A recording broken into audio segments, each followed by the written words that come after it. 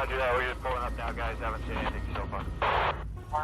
I never had given any thought to being a police officer. Matter of fact, I really disliked police officers. And I grew up in a part of town that they call the Jungle, okay, and which is in Southwest Division. And if you were with, if there were 3 or 4 guys together, police would come by and they'd always jack you up. And then I had one really bad experience where the guy says, "You have any ID?" I said, "Yes, sir, I have some ID." And I reached for it. And he hit me in the stomach. I mean, just folded me over. And there I lay, and he said, "I asked you if you had ID. I didn't tell you to get it." And then he got in the car and drove away. So from that point on, I just thought they were, you know, they were the pits as far as I was concerned.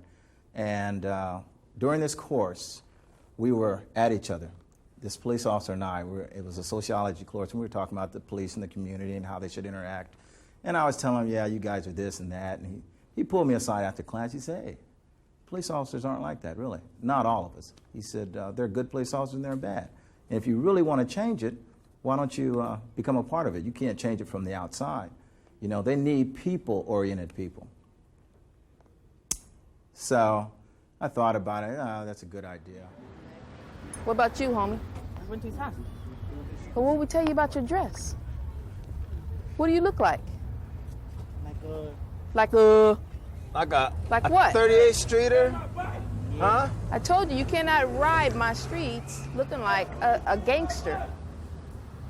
Didn't I tell you that? I don't know him. You don't know me?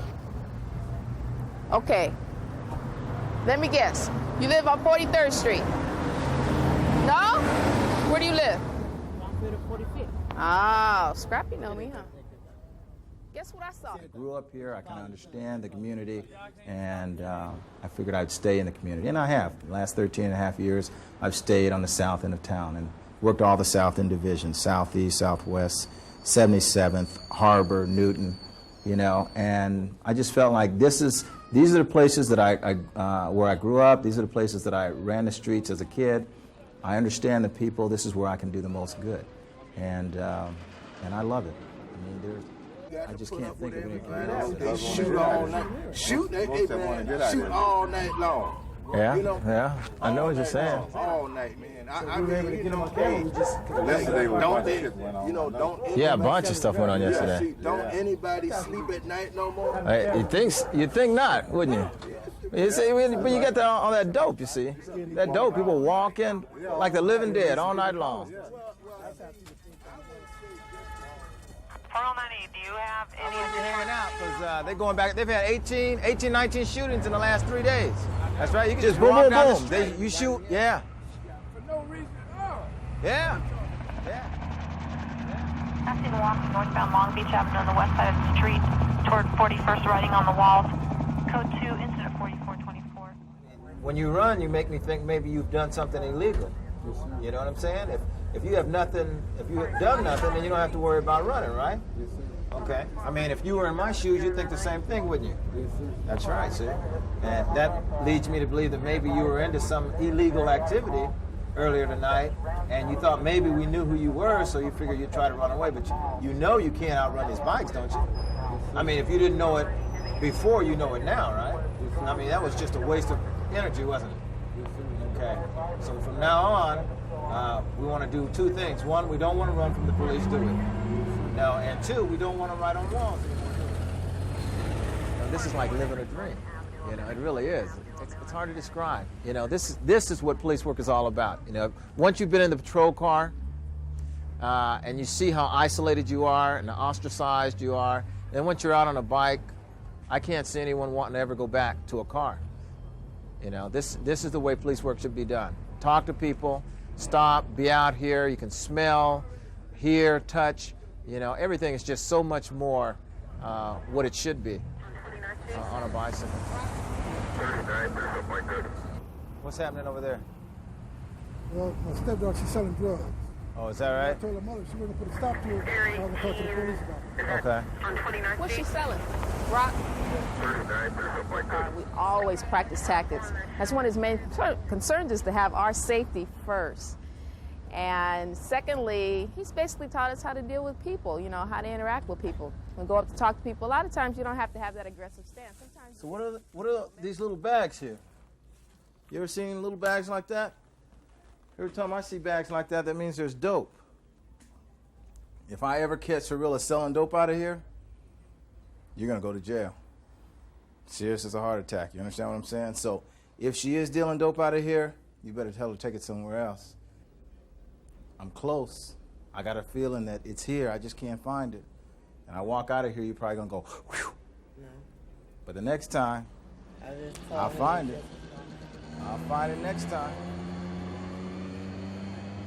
You don't really worry about, you know, being shot or being attacked by someone. I'm more afraid of maybe a car hitting me because he doesn't see me than being, you know, attacked by somebody on the street. That's just not a fear that, you know, I happen to have.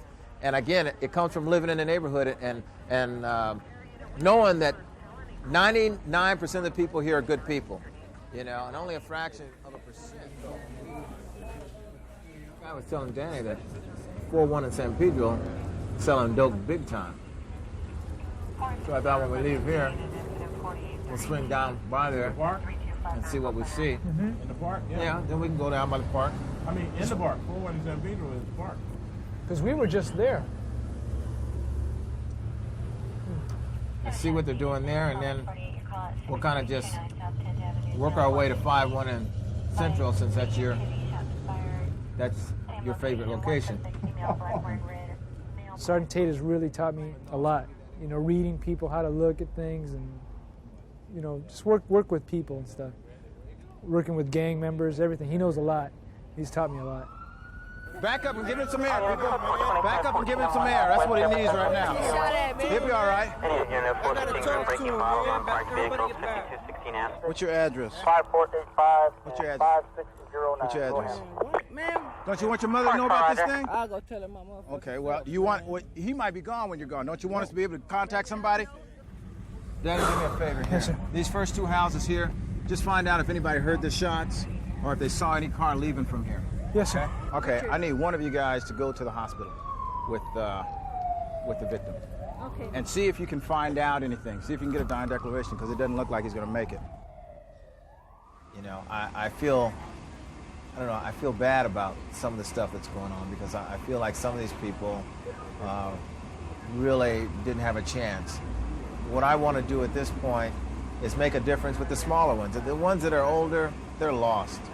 But there's another generation that's coming up, and somebody's got to take it upon themselves to say, okay, you know, if I can save one person, if one kid gets out here and says, yeah, I want to be like him, or I want to be like her, then you've done something. You know, there's not a whole lot of professions where you can make that kind of difference. I really would like to see the community and police build a better relationship. We've got to build a sense of community.